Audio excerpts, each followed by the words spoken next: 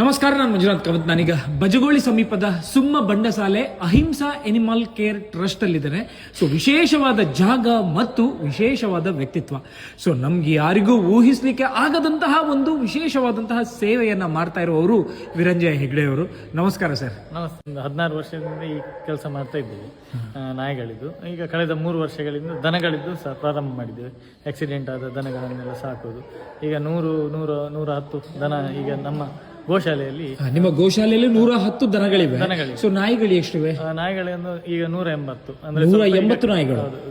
350 ಇತ್ತು, ಈಗ ಅಡಾಪ್ಷನ್ ಮಾಡಿ 180ಕ್ಕೆ ಇಳಿಸಿದ್ದೇವೆ. ಮತ್ತೆ ಬೆಕ್ಕುಗಳುಂಟು, ಹುಷಾರಿಲ್ಲದ ಬೆಕ್ಕುಗಳು ಎಲ್ಲ, ಆಕ್ಸಿಡೆಂಟ್ ಆದದ್ದು ಇಂಥದ್ದೆಲ್ಲ ಬಂದ್ರೆ ನಾವೇ ಸಾಕ್ತೇವೆ. ಸರ್, ಈಗ ನಿಮ್ಮಲ್ಲಿರುವ ನಾಯಿಗಳು ಯಾವ ಕಂಡೀಷನ್? ನಾವು ನಮ್ಮಲ್ಲಿ ಆಕ್ಸಿಡೆಂಟ್ ಆದದ್ದು, ಕ್ಯಾನ್ಸರ್ ಇದ್ದು, ಸ್ಕಿನ್ ಪ್ರಾಬ್ಲಮ್ ಇದ್ದು ಜಾಸ್ತಿ ಉಂಟು ನಮ್ಮಲ್ಲಿ. ಸಾಕ್ಲಿಕ್ಕೆ ಆಗುದಿಲ್ಲ ಅನ್ನೋ ಹೊತ್ತಲ್ಲೂ ಕೂಡ ನೀವು ಅದನ್ನ ನಾವು ತಗೊಳ್ತೇವೆ.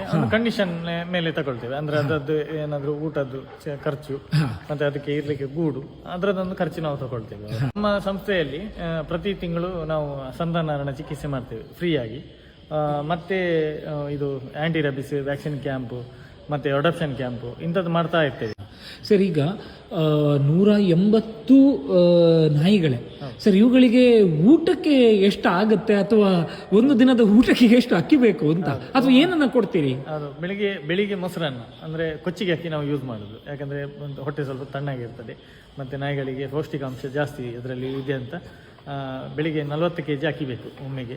ಮತ್ತೆ 18 ಲೀಟರ್ ಮೊಸರು ಹಾಕ್ತೇವೆ ಅದಕ್ಕೆ ಮಿಕ್ಸ್. ಕರ್ಡ್ ರೈಸ್ ಕೊಡ್ತೇವೆ ಬೆಳಿಗ್ಗೆ ಬೇಕಾದಷ್ಟು, ಎಷ್ಟು ತಿಂತ ಅಷ್ಟು. ಮತ್ತೆ ಸಾಯಂಕಾಲ ಚಪಾತಿ, ಇಲ್ಲದ್ರೆ ಬ್ರೆಡ್, ಇಲ್ಲದ್ರೆ ರಸ್ಕ್, ಯಾವುದಾದ್ರೂ ಒಂದು. ಮತ್ತೆ ಮಿಡ್ಲಲ್ಲಿ ಏನಾದರೂ ಚಕ್ಕುಲಿ ಇಂಥದ್ದು ಯಾರಾದರೂ ಬರ್ತ್ಡೇ ದಿವಸ ಬರ್ತಾರೆ, ಅವ್ರು ಏನಾದರೂ ಕೊಡ್ತಾರೆ, ಅದನ್ನು ನಾವೆಲ್ಲ ಆ ನಾಯಿಗಳಿಗೆ ಹಂಚ್ತೇವೆ. ದನಗಳಿಗೆ ದಿನಕ್ಕೆ ಸಾಧಾರಣ ಒಂದು 2,000 ರೂಪಾಯಿದು ಹಿಂಡಿ ಬೇಕು, ಮತ್ತು ಒಂದು 2,000 ಹುಲ್ಲು, ಬೈ ಹುಲ್ಲು ಬೇಕಾಗ್ತದೆ. ಮತ್ತು ಹಸಿರುಲ್ಲು ನಾವು ಕೊಚ್ಚಿ ತಂದದ್ದು. ಒಟ್ಟಿಗೆ ನಮ್ಮಲ್ಲಿ ಒಂದು 9 ಮಂದಿ ಕೆಲಸದವರಿದ್ದಾರೆ. 9 ಮಂದಿ ಕೆಲಸಕ್ಕಿದ್ದಾರೆ ಡೈಲಿ.